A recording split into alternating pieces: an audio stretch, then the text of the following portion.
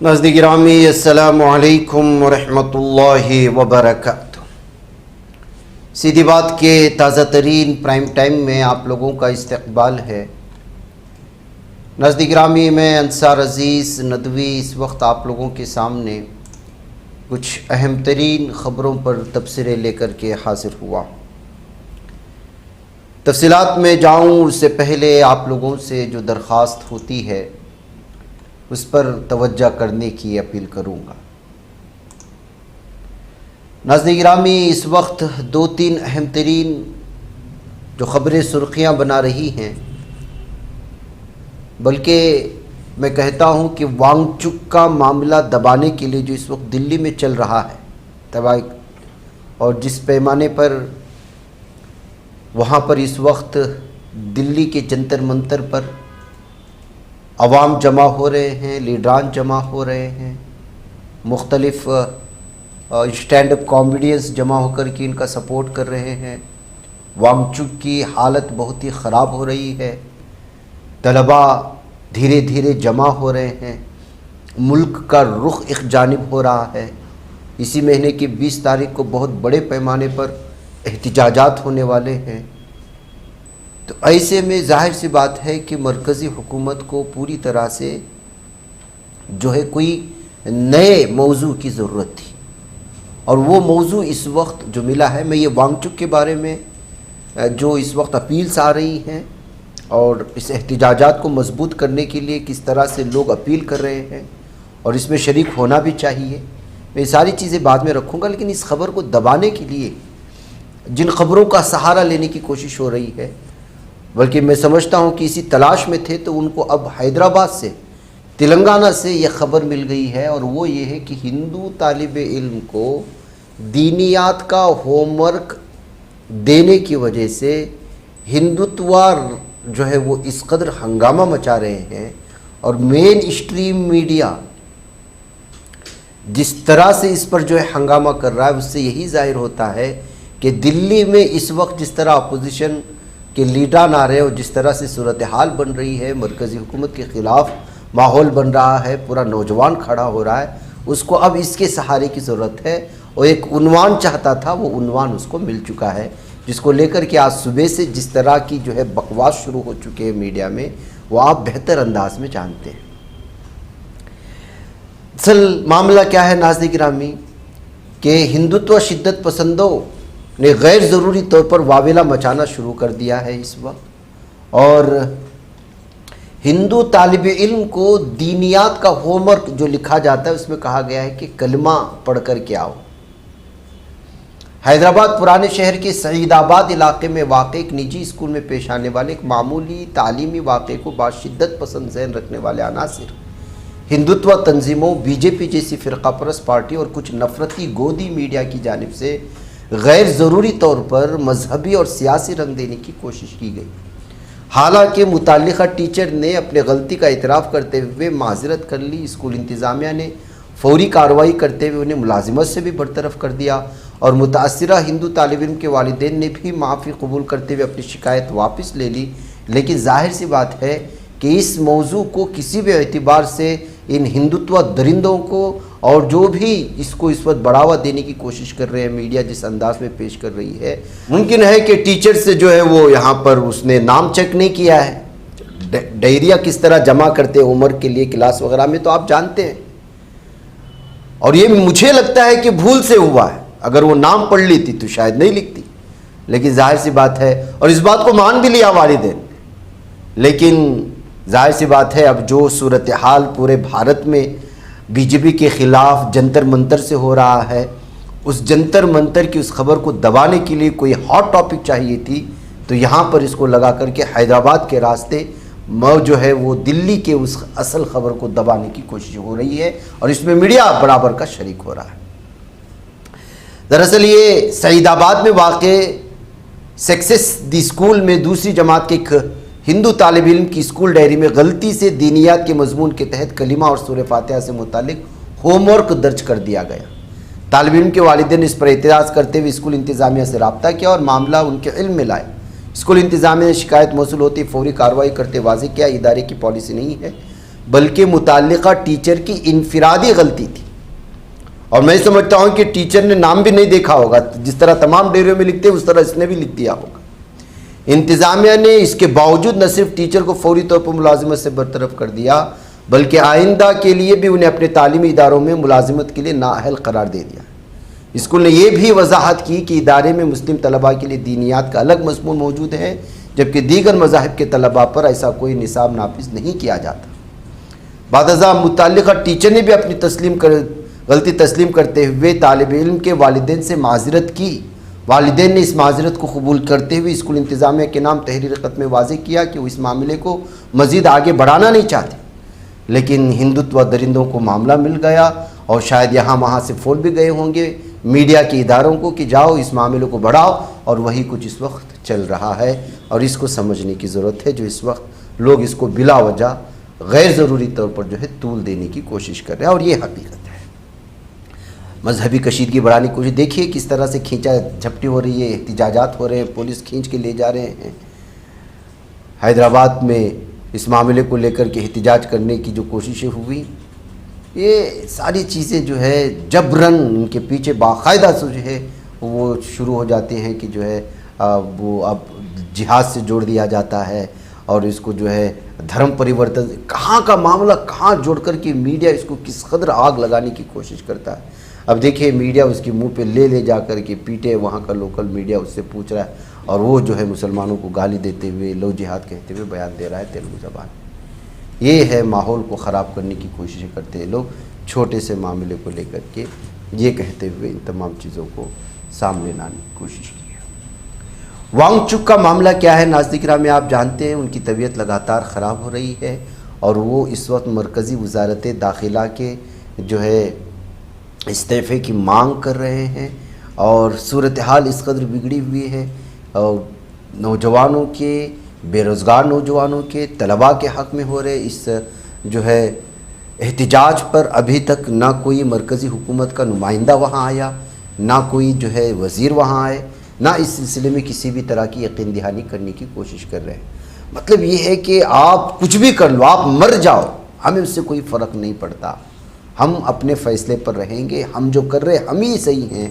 ये मरकज़ी हुकूमत का वो गुरूर और घमंड है जो इस वक्त सारे के सारे भारत के नौजवानों को गुस्सा दिला रहा है। इसी के चलते आज बहुत सारे लोगों ने अपील की है, उसमें जो है आप देख लीजिएगा, 2-3 वीडियो में दिखाता हूँ। ध्रुव राठी ने भी इस सिलसिले में बहुत सारे हक़ाइक़ समझाने की कोशिश करते हुए अपील की कि किस तरह से जो है ये चाहते हैं हुकूमत की वांगचुक मर जाए, फिर उसके ऊपर एक मजम्मती जो है बयान जारी कर दिया जाए और उसके बाद 2-3 इस्लाही वाले फ़ैसले ले लें, फिर अपनी पीठ थपथपाते हुए चले जाएं। इससे पहले भी गंगा की सफाई के लिए एक शख्स ने कई दिनों तक धूप में जो है वो एहतिजाज किया, फिर उसके बाद जो है उसकी जब जान चली गई तो पीएम मोदी ने किस तरह का बयान दिया, ताज़ियती बयान दिया। फिर उसके बाद क्या हुआ, स्टोरी सुनाते हुए ध्रुव राठी ने अगले आने वाले 20 तारीख को भारत के तमाम नौजवानों से अपील की है, बल्कि उन्होंने तमाम अपोजिशन लीडरान से भी जो है अपील की है कि जब तक आप बात मनवाने के लिए रास्ते पर नहीं उतरेंगे, ये हुकूमत अपने घमंड में इसी तरह जो है चलती रहेगी। देखिए वो किस तरह की अपील इस वक्त कर रहे हैं। मैं देख रहा हूं कि कुछ लोगों की आंखें खुल रही हैं। लोग फाइनली रियलाइज कर रहे हैं कि ये सरकार कुछ नहीं करने वाली सोनम वांगचुक को लेकर। तो उल्टा लोग सोनम वांगचुक से ही अपील कर रहे हैं कि वो अपना फास्ट तोड़ दें। पता नहीं आप में से कितने लोगों को याद है दोस्तों, 8 साल पहले ऐसी ही एक चीज हुई थी। 8 साल पहले मैंने वीडियो बनाया था, आप में से बहुत कम लोगों ने देखा है वीडियो। प्रोफेसर जीडी अग्रवाल 111 दिन के अनशन पर बैठे थे गंगा की सफाई के लिए, सैंड माइनिंग के खिलाफ। उनकी सरकार से अपील थी कि सरकार गंगा को साफ करे, सैंड माइनिंग को रोके, और उसी चीज को लेकर वो फास्ट पर गए थे। और पता है 111 दिन तक वो फास्ट पर बैठे रहे, सरकार का मुंह तक नहीं खुला। और जिस दिन उनकी मृत्यु होती है उस दिन नरेंद्र मोदी का ट्वीट आता है, saddened by the demise of professor GD Agarwal.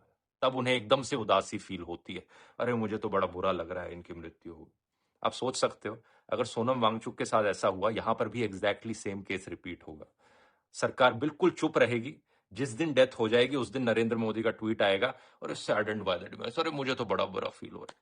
सच बात यह है दोस्तों कि कोई फर्क नहीं पड़ता नरेंद्र मोदी को, इतनी निकम्मी सरकार है ये, इतने निकम्मे प्रधानमंत्री हैं, इससे सेल्फिश, इससे ज्यादा अनअकाउंटेबल प्रधानमंत्री आज तक देश ने कभी नहीं देखा होगा। उन्हें कोई मतलब नहीं था कि गंगा की सफाई हुई या नहीं हुई। उन्हें आज कोई फर्क नहीं पड़ रहा कि एजुकेशन सिस्टम साफ है या नहीं है। राम मंदिर में घोटाले हो रहे हैं, इथेनॉल को लेकर स्कैम हो रहे हैं, सब उनके अंडर हो रहा है। उन्हें कोई फर्क नहीं पड़ रहा है इन चीजों से। उन्हें बस अपनी वर्ल्ड ट्रिप्स करनी है, फॉरेन लीडर्स के सामने जाकर खीखी खीखी करनी है। इस पूरी प्रॉब्लम का एक ही सोल्यूशन है कि अब सारी जनता साथ में मिलकर आवाज उठाए। मोदी कुछ नहीं करेंगे यहाँ पर, लेकिन हर एक ऑपोजिशन लीडर से मैं अपील करना चाहूंगा, राहुल गांधी, अरविंद केजरीवाल, अखिलेश यादव, ममता बनर्जी, सारे के सारे ऑपोजिशन लीडर, प्लीज 20 जुलाई को मार्च में पार्टिसिपेट करो और इसे एक नेशन वाइड मूवमेंट बनाओ। ये बात सोनम वांगचुक की नहीं है, ये बात कॉकरोच जनता पार्टी तक सीमित नहीं है। इस पूरे मुद्दे को एक नेशन वाइड मूवमेंट बनाने का समय आ गया है। जनता के सामने, पूरे देश के सामने एक्सपोज करो कि ये सरकार ब्रिटिश राज से भी बदतर है। और 20 जुलाई को चलो संसद। अगर आप सोनम वांगचुक को सपोर्ट करना चाहते हो, कोशिश करो वहां पर फिजिकली जाकर सपोर्ट करो, उस लोकेशन पर, जंतर मंतर पर जाओ और 20 जुलाई को मार्च में पार्टिसिपेट करो। इसी तरह नाज़ गिरामी जो है यूपी के एक स्वामी ने भी, जो आप जिनके बयानात आप सुनते रहते आते रहते हैं, बिलखुसूस इनका जो 36 का आंकड़ा चल रहा है योगी हुकूमत के ख़िलाफ़, जैसा कि आप जानते हैं, गाय को जो है वो मुकम्मल तौर पर ये करते हुए उसकी इंपोर्ट एक्सपोर्ट पर, उसके गोश्त को लेकर के कानून लाने की हमेशा से की है। और भी बहुत सारी चीज़ें को लेकर के इनके और योगी हुकूमत के दरमियान में हमेशा से जो है वो एक दूरी, बल्कि जो है खलीज पाए जाने की बात सामने आती है। इस सूरत हाल में उन्होंने फिर से वांगचुक को जो है इस वक्त सपोर्ट करते हुए उन्होंने भी अपील करने की कोशिश की है। आप इसको सुने। सोनम वांगचुक लेह लद्दाख के रहने वाले एक ऐसे व्यक्तित्व हैं जिनके ऊपर देश में फिल्म बन करके लोकप्रिय हो जाती है। पर्यावरण के क्षेत्र में उनके योगदान को पूरे विश्व ने स्वीकार किया है। भारत की सरकार ने भी समय समय पर उनको पुरस्कृत किया है। आज भारत के छात्रों के लिए जंतर मंतर पर वो अनशनरत है और हमें बताया गया है कि 12 दिन से अधिक का समय बीत चुका है। 12 दिन से केवल पानी पी करके कोई व्यक्ति रह रहा है, कठिन होता है। हमने स्वयं उपवास किए हैं, इसलिए हम जानते हैं। अगर उनकी तबीयत में कोई गड़बड़ी पाई जाती है और इससे उनको शारीरिक मानसिक कोई क्षति होती है, कौन इसको पूरा करेगा? इसलिए भारत की सरकार से हमारा कहना है कि इसमें हस्तक्षेप करें। जो निर्णय आपको लेना हो लीजिए, उनको जबरदस्ती उठाना हो जबरदस्ती उठा दीजिए, वो भी हमको मंजूर है। लेकिन तिल तिल करके उनको, एक सज्जन व्यक्ति को, एक अच्छे उद्देश्य के लिए जो बैठा हुआ है, उसको तिल तिल करके मरते देखना किसी को भी अच्छा नहीं लगता है, हमें भी अच्छा नहीं लगता है। हम सोनम जी से भी कहना चाहेंगे कि जब पत्थर दिल सरकार है, जब आप जानते हो कि ये इस तरह की भाषा को समझती नहीं है, तो फिर क्यों आप अपना जीवन दांव पे लगाए हुए? आप बिल्कुल ये अनशन खत्म करो। अनशन से कुछ नहीं होगा, ये बिल्कुल नहीं सुनेंगे। आपकी मांग बिल्कुल उचित है, हम आपकी मांग के साथ हैं, लेकिन आपके तरीके पर अब हम असहमत हैं। पहले हम इस तरीकों को अपना चुके हैं और हम देख चुके हैं कि इसका ज़्यादा फर्क नहीं पड़ता है। इसलिए अब तो आप अगर कुछ कर सकते हो तो मतदाताओं को प्रेरित करो कि वो देश में ऐसी संवेदनहीन सरकारों को दोबारा न लाने के लिए खड़ी हों। शायद उसका कुछ प्रभाव पड़े राजनेताओं के ऊपर। इसलिए आपका वीडियो हमने देखा, हमारे लोगों ने हमको दिखाया। आपकी जो शारीरिक स्थिति परिस्थिति है उसको भी हमने देखा। जिस सादगी के साथ, जिस शांति के साथ और जिस सात्विक हृदय के साथ आप बैठे हुए हैं, अब वो भाषा सुनने वाली राजनीतिक पार्टी सत्ता में नहीं है। इस बात को भी आपको स्वीकार करना चाहिए। हम तो यही चाहेंगे कि आप ये धरना सुओ मोटो स्वतः समाप्त कर दीजिए। किसी के कहने के बहाने की जरूरत नहीं है, समाप्त करिए। आप चाहें तो हमारे आदेश को इसमें कारण बना सकते हैं और उसके बाद दौरा निकालिए पूरे देश का। पूरा देश आपको देखना भी चाहता है, आपको सुनना भी चाहता है और आपकी प्रेरणा से प्रेरित भी होगा। आप वहीं जंतर मंतर से ही आपके जो काकरोच पार्टी के लोग हैं उनको भी कहिए कि चलो और देश में एक जागृति यात्रा निकालिए, लोगों को जो सच्ची बात है उसको समझाइए, बताइए, उससे फर्क पड़ेगा, इससे फर्क नहीं पड़ेगा। वांगचुक जी, आपके प्रति हम लोगों के हृदय में स्नेह प्रेम है और इसीलिए बहुत चिंता है। आशा है कि आप इस पर विचार करेंगे। इसके अलावा भी नाज़रीन गिरामी इस वक्त जो है कुणाल कामरा को तो आप जानते ही हैं, वो भी उस एहतिजाज का आज हिस्सा बने और उन्होंने भी एक बयान जारी किया और उनका एक वीडियो इस वक्त वायरल हो रहा है जहां उन्होंने ये बात कही और उन्होंने बराह रास्त जो है राम का नाम लिए बगैर किस तरह से जो है उस पर जो है तनकीद करने की कोशिश की है। आप खुद इसको सुन सकते हैं। ये जो सरकार है, ये जो कर रही है, ये बहुत सालों से कर रही है और हमने देखा है कि ये लोग बस सीता के पति का नाम ले लेके नीता के पति का काम कर रहे हैं। नाज़रीन गिरामी, दरअसल 30 तलबा की मौत और उनकी खुदकशियां कोई वैल्यू नहीं है बीजेपी लीडरान के सामने। मैं ये क्यों कह रहा हूँ?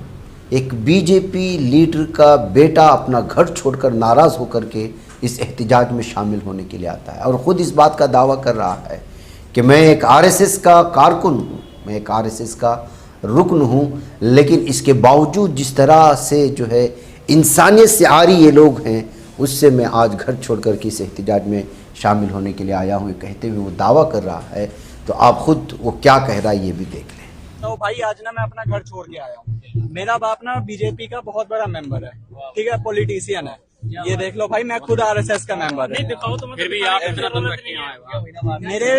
मेरे पापा मेरे को कहते कि एक मिनट, मेरे पापा मेरे को कहते कि जो 30 बच्चे मरे हैं उनसे तेरे को क्या लेना देना, हमें क्या लेना देना है, तू घर में बैठ, तेरे पास पैसा है, तू लॉ की स्टडी, मैं लॉ की स्टडी कर रहा हूँ भाई, तू लॉ की स्टडी कर रहा है, अपनी स्टडी कंप्लीट कर, तू बाहर चले जाइए, तेरे को इन सब चीजों से क्या मतलब है। लेकिन एक मिनट, लेकिन मैंने बोला ठीक है कोई बात नहीं, अगर आपके अंदर ये दिल, मैं 2 भाई हूँ, आपके अंदर ये दिल है ना, तो मैं तो ये सोच रहा हूँ कि जब आप 30 बच्चों के बारे में नहीं सोच रहे हो तो कल को आपको कोई 2-4 करोड़ और रुपए देगा, बोलेगा मैं तेरे को प्राइम मिनिस्टर बना देता हूँ, अपने एक बेटे को कुर्बान करते हैं, आप कर दोगे, अपने बच्चों के आप बारे कर में दोगे, सही बात ठीक है। क्योंकि पॉलिटिशियन ना सबसे चोर होते हैं सर, मेरा बाप है, मेरे को पता है, ठीक है। सही बात नहीं सर, हंसने वाली बात नहीं है, मेरे को पता है, क्योंकि मेरे बाप के साथ ना, मेरा बाप जिस गाड़ी में चलता है ना, उस गाड़ी को जो साफ भी करता है ना, वो भी मतलब 30-40 हजार रुपए महीने की तनख्वाह। जो मेरा ड्राइवर है ना मेरे पापा का, वो भी 30-40 हजार। और मेरे पापा ना किसी रोड छाप पे ऐसे गरीब होते हैं, उनको नहीं अपनी गाड़ी छूने देते। ये माइंड सेट है मेरे बाप का, सबसे घटिया भाई। देखो हम ना इसी, और ये नहीं कि मेरे पापा पैदा हुए उनके पास करोड़ों की प्रॉपर्टी थी, उन्होंने भी बनाया है, पहले वो भी गरीब ही थे, बट अब वो अमीर हो चुके हैं, उनमें घमंड आ चुका है कि कोई बात नहीं। मैंने सिर्फ उनको एक ही चीज बोला, ठीक है आपके पास 2 बेटा है ना, 30 वो बच्चे मरे हैं, 31वां मेरा सोच लेना। तब आप ये 1 मिनट के लिए ये चीज सोचना कि 31वां मेरा बेटा मरा है, ठीक है, मैं जा रहा हूँ, आज के बाद आप मेरे को देखोगे नहीं, कुछ नहीं करोगे। मेरी मम्मी के मेरे पास मिस कॉल्स आ चुके हैं, मैं दिखा देता हूँ आपको। तो नाज़रीन गिरामी, ये सूरत हाल है, आप लोगों को चौकन्ना हो जाना चाहिए। इस वक्त जो एहतिजाज जंतर मंतर से शुरू हुआ है और तलबा जिस तरह से जो है इस वक्त नाराज़ नज़र आ, नौजवान तबका इस वक्त बीजेपी और मरकज़ी हुकूमत के ख़िलाफ़ है, इसको आगे बढ़ाने की ज़रूरत है और इसमें मुकम्मल तौर पर अपना हिस्सा पेश करते हुए इस आंदोलन को जो है मजबूत करने की ज़रूरत है, ये कहा जा रहा है। बहरकैफ इसको जो है पहले ही समाजवादी पार्टी के मुख्तलिफ लीडरान ने आकर के सपोर्ट किया, चंद्रशेखर आज़ाद भी यहाँ पर आए और इसके अलावा जो है राहुल गांधी ने भी इस सिलसिले में पूरी तरह से जो है सपोर्ट का ऐलान कर दिया है। दीगर भी अगर अपोजिशन पार्टी के लीडरान लगातार जंतर मंतर पर आकर के वांगचुक के इस जो है उनके साथ मौजूद जितना भी बड़ा तबका है उनके साथ खड़े रहेंगे, उनका सपोर्ट करेंगे, तो आइंदा आने वाले दिनों में जंतर मंतर से एक बहुत बड़ा इनकलाबी एहतिजाज हो सकता है और जन जी में जो है एक नई इनकलाबी रूह फूकी जा सकती है और मरकज़ी हुकूमत को जो है अपने मुतालबात मानने पर मजबूर किया जा सकता है। ऐसा सोचा समझा जा रहा और इस वक्त सोशल मीडिया में यही सब जो है देखने और पढ़ने को मिल रहा है, जिसको दबाने के लिए यहाँ का गोदी मीडिया हिंदुत्व और हैदराबाद की उस मुख्तसर सी खबर को, छोटी सी खबर को हवा देने की कोशिश कर रहा है। तीसरी जो अहम तरीन खबर इस वक्त मुझे आपके सामने रखना है, वो अपने बहनों को बिलखुसूस सामने रखते हुए कि हर आए दिन हम ऐसी कई वीडियोस आपके सामने रखते हैं कि किस तरह से जो है वो धड़ल्ले से बेहयाई की इंतहा करते हुए, बुर्क़े को बदनाम करते हुए जो है इस वक्त गैरों के साथ हमारी बहनें जो है वो चली जाती हैं अपना अलग अलग तरह से। अब उसके लिए मेरे पास अल्फाज भी नहीं, अब क्या। लेकिन उससे ज़्यादा अफसोसनाक खबर ये है कि इनकी जान भी अब हया तो गई, बेशर्मी की इंतहा, ईमान भी गया हाथ से, जान भी गई। हरियाणा के शहर गुड़गांव में पेश आने वाला 25 साला सॉफ्टवेयर इंजीनियर इंशिराह अय्यूबी का कत्ल भी उसी अफसोसनाक वारदात में शामिल हो जाता है, जिसमें मुस्लिम ख़वातीन के साथ भगवा लव ट्रैप के ज़रिए से उनको जो है अच्छे मुस्तकबिल के नाम पर शादी करना, उनका जिस्मानी इस्तेहसाल करना, फिर उनको पूरी तरह से अजियतें देना, फिर उसका कत्ल कर देना।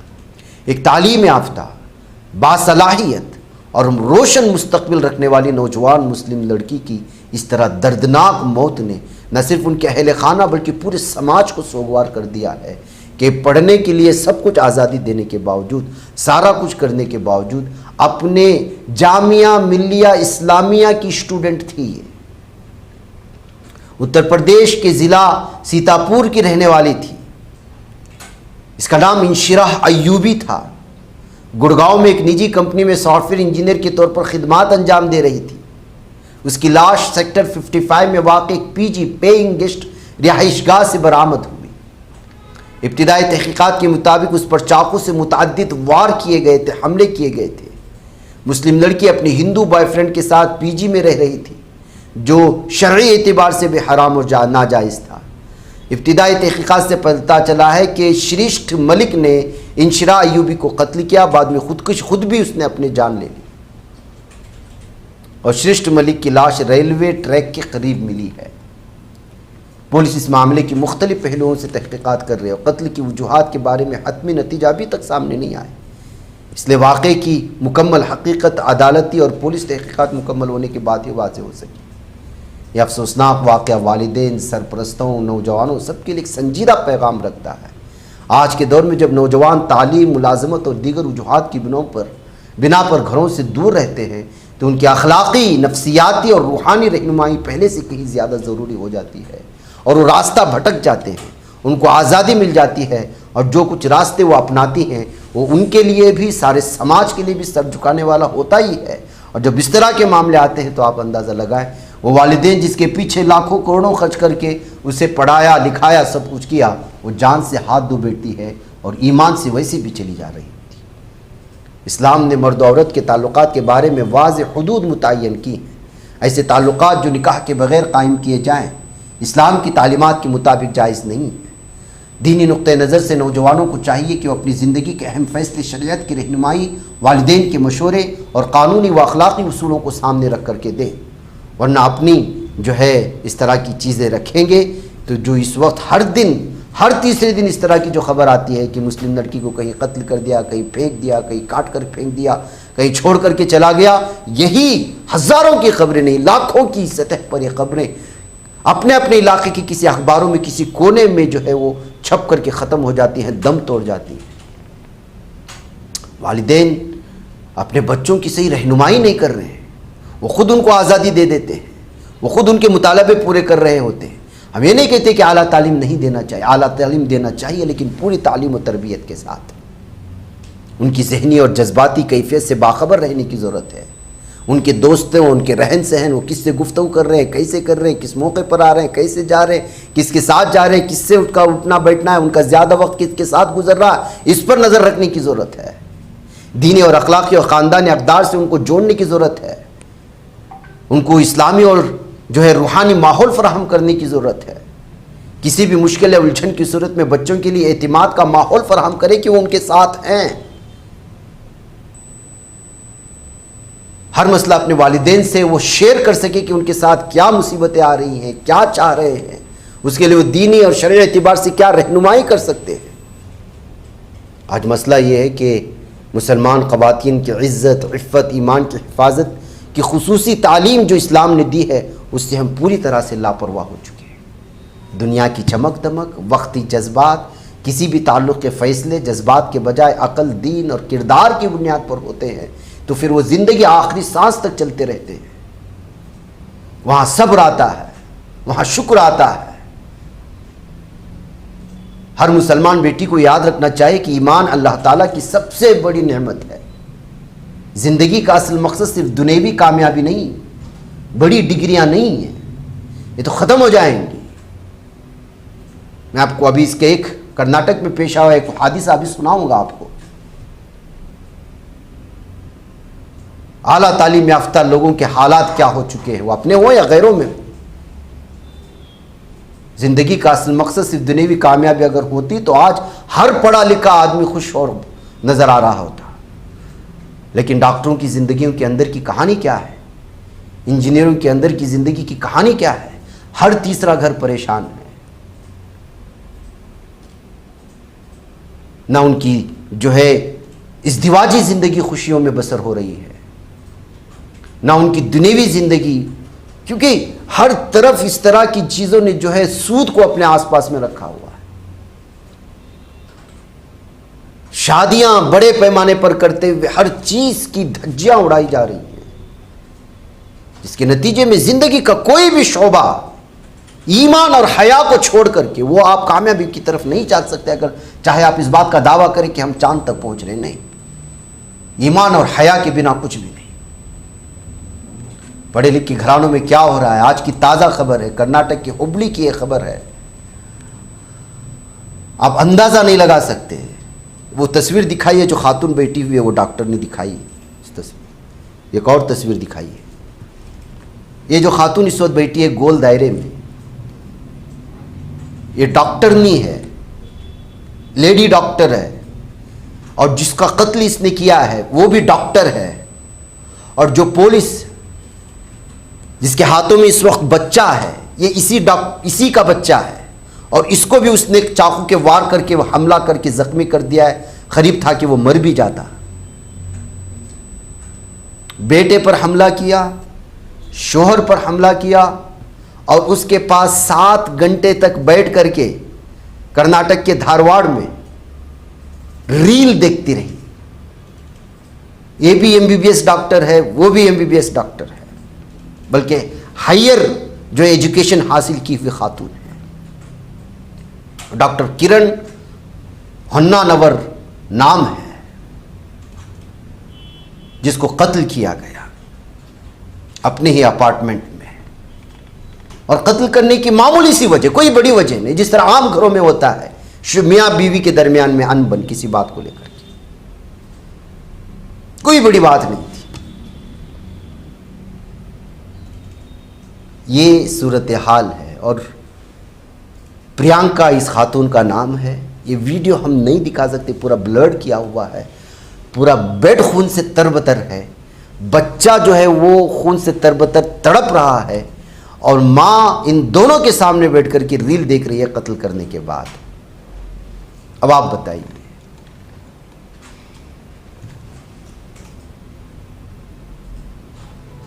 वो तो बेहतर हुआ कि police commissioner yes Shashi Kumar और दीगर जब वहाँ पहुँचे तो वो बच्चे की सांस चल रही थी तो उसको फौरी हॉस्पिटल पहुँचाया गया।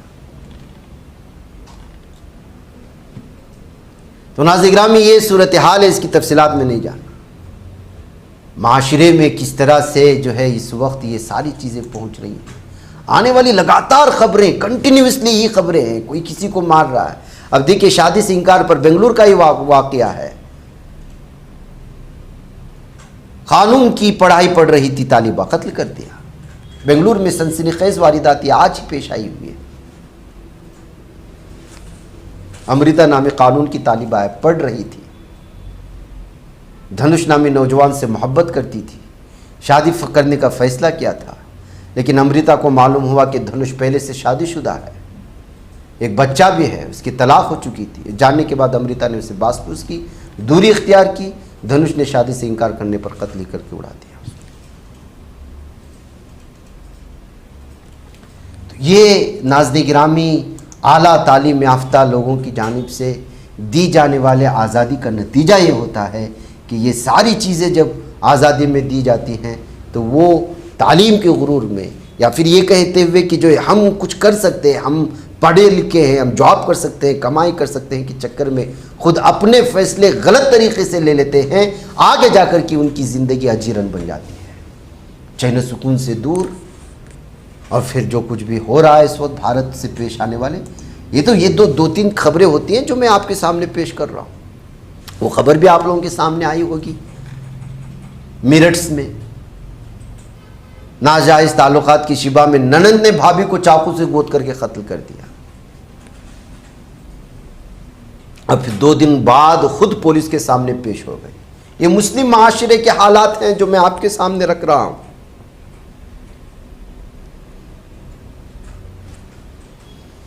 ननद ने अपने भाई के बीवी को कत्ल कर दिया।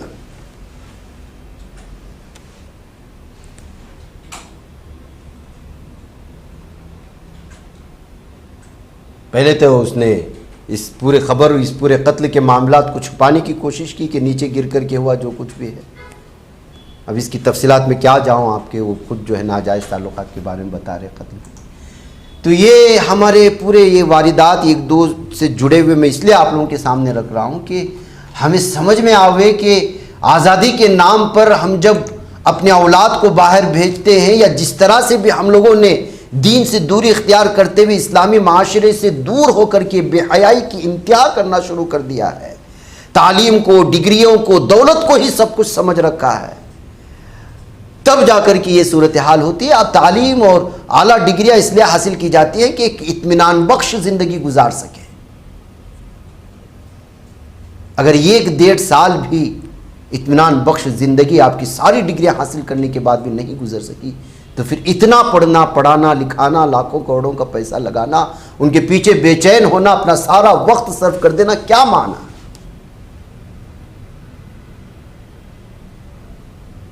हमारे इस्लाम में पढ़ाना जरूरी है और पढ़ाई फर्ज करार दी गई है, लेकिन उसके साथ तालीम हो, तरबियत हो, हया का पासदारी हो, ईमान की हिफाजत हो, मैं कौन हूँ, क्या हूँ, खुद की पहचान हो, तब जो है तालीम उसको काम देती है। बसूरत दीगर उस तालीम याफ्ता शख्स में और जाहिल शख्स में कोई फ़र्क नहीं रह जाता। जब आपकी तालीम आपको सही फैसले लेने पर ही ना उकसाए, आपकी रहनुमाई ना करे, तो क्या फ़ायदा है उसका कि अगले 2 साल में आपकी ज़िंदगी तबाह बर्बाद होना, जो फिर लौट करके नहीं आएगी, ना वो वक्त आने वाला, ना वो खुशियाँ लौट करके आने वाली। अगली सारी ज़िंदगी तबाही, तन्हाई और मुख्तलिफ किस्म के बेचारगियों में, बेचैनियों में, बेसुकूनी के लम्हात में गुजारनी पड़ जाती है। इसीलिए तालीम ज़रूर दें अपने औलाद को, लेकिन उसके साथ तरबियत का ज़रूर ख्याल रखें। बहरकैफ नाज़रीन गिरामी, अगली जो खबर है वो वोटर लिस्ट को लेकर के भारत में जो इस वक्त चल रहा है, आप जानते हैं SIR, वैसी भी अपोजिशन इस सिलसिले में जो है बीजेपी की और मरकज़ी हुकूमत की और उसमें सपोर्ट करने वाले जो भी इलेक्शन कमीशन है उसकी नीयत में ख़राबी की बातें तो हो रही थी। अब UN में भी इसका चर्चा शुरू हो चुका है। अक़वाम मुत्तहिदा UN के 3 खुसूसी नुमाइंदों ने भारत के इलेक्शन कमीशन की जानिब से जारी स्पेशल इंटेंसिव रिवीजन मुहिम पर संगीन खदशात जाहिर कर दिए हैं। हिंदू की खुसूसी रिपोर्ट के मुताबिक अक़वाम मुत्तहिदा के माहिरीन का कहना है कि इस अमल के दौरान बड़ी तादाद में मुस्लिम और दीगर अक़लियती बरादरियों के वोटरों के नाम इंतखाबी फहरिस्तों से खारिज किया जा रहा है, जिससे शफ़ाफ और गैर जानिबदार इंतखाबी अमल पर सवालात उठाए जा रहे हैं। अक़वाम मुत्तहिदा के खुसूसी नुमाइंदों ने इल्ज़ाम आयद किया है कि SIR मुहिम के दौरान लाखों वोटरों के नाम इंतखाबी फहरिस्तों से हज़फ किए गए हैं और उसका सबसे ज़्यादा असर अक़लियती बरादरियों खुसूसन मुसलमानों पर पड़ रहा है। रिपोर्ट में कहा गया कि अगर ये दावे दुरुस्त साबित होते हैं तो बैनुल-अक़वामी इंसानी हुकूक़ के उसूलों के ख़िलाफ़ हो सकता है। रिपोर्ट में इस बात पर भी तशवीश ज़ाहिर की गई है कि वोटर लिस्ट की जाँच और नज़रसानी के लिए मसनूई ज़हानत ये पर मबनी ऐसे निज़ाम इस्तेमाल किए जा रहे हैं जिनके तरीक़ेकार में शफ़ाफ़ियत की कमी है। अक़वाम मुत्तहिदा के माहिरीन के मुताबिक मुतासिरा अफराद के लिए शिकायत दर्ज कराने या फैसले को चैलेंज करने का मुअस्सिर तरीक़ा भी वाज़ेह नहीं है। रिपोर्ट में ख़दशा भी जाहिर किया गया कि कहीं इस पूरे अमल के पीछे अक़लियतों को इंतखाबी अमल से बाहर रखने का सियासी मकसद तो नहीं। अक़वाम मुत्तहिदा के नुमाइंदों ने भारतीय हुकूमत से 7 अहम नुकात पर वजाहत तलब कर ली है। इनमें यह भी शामिल है कि यह सयार अमल को बैनुल-अक़वामी इंसानी हुकूक़ के मेयार के मुताबिक कैसे यकीनी बनाया जा रहा है। माहिरीन इन अफराद के मजहब, समाजी पस मंज़र से मुताल्लिक़ अलग आदाद शुमार भी तलब किए हैं जिनके नाम वोटर लिस्ट से खारिज किए गए या जिन्हें नाअहल करार दिया गया। अगर ऐसा डेटा मौजूद नहीं तो उसकी वजह भी बताने को कहा गया है। अक़वाम मुत्तहिदा के नुमाइंदों ने भारत को याद दिलाया कि वो ICCPR और 1992 के अक़वाम मुत्तहिदा के अक़लियतों से मुताल्लिक़ एलामिये का पाबंद है। रिपोर्ट के मुताबिक CCPR का आर्टिकल 25 हर शहरी को बिला इम्तियाज़ वोट डालने और अवामी मामलात में हिस्सा लेने का हक़ देता है, जबकि आर्टिकल 27 मजहबी, नस्ली और लिसानी अक़लियतों के हुकूक़ के तहफ़्फ़ुज़ की ज़मानत देता है। रिपोर्ट में कहा गया है कि मुख्तसर मुद्दत ये आई निज़ाम के तरीक़ेकार में मुबैना गैर शफ़ाफ़ियत और माशी या लिसानी तौर पर कमज़ोर तबक़ात को अपनी इखराज के ख़िलाफ़ अपील करने में पेश आने वाली मुश्किलात ख़ास तौर पर मुस्लिम शहरियों को ज़्यादा मुतासिर करती हैं। माहिरीन ने ख़बरदार किया कि अगर ऐसा हुआ तो ये वोट के हक़ पर गैर ज़रूरी और इम्तियाज़ी पाबंदी तस्वुर की जा सकती है। अक़वाम मुत्तहिदा की जानिब से जारी इत्तला में कहा गया है कि भारतीय हुकूमत के जवाब समेत इस पूरी कार्रवाई को 60 दिन बाद अवामी किया जाएगा और उसे अक़वाम मुत्तहिदा की इंसानी हुकूक़ काउंसिल की आइंदा रिपोर्टिंग में भी शामिल किया जा सकता है। माहिरीन ने भारतीय हुकूमत से अपील की अगर इल्ज़ामात दुरुस्त साबित हों तो फौरी तौर पर ऐसे इक़दामात किए जाएँ जिनसे मुमकिना खिलाफ वर्जियों को रोका जा सके, मुतासिर अफराद को इंसाफ मिले और ज़िम्मेदारों का एहतिसाब यकीनी बनाया जाए। तो नाज़रीन गिरामी, मतलब ये कि ये सयार में होने वाली नाइंसाफ़ियों की बात अब आलमी सतह पर भी होने लगी है। मुझे इजाज़त दें। अस्सलामु अलैकुम वरहमतुल्लाहि वबरकातुहू।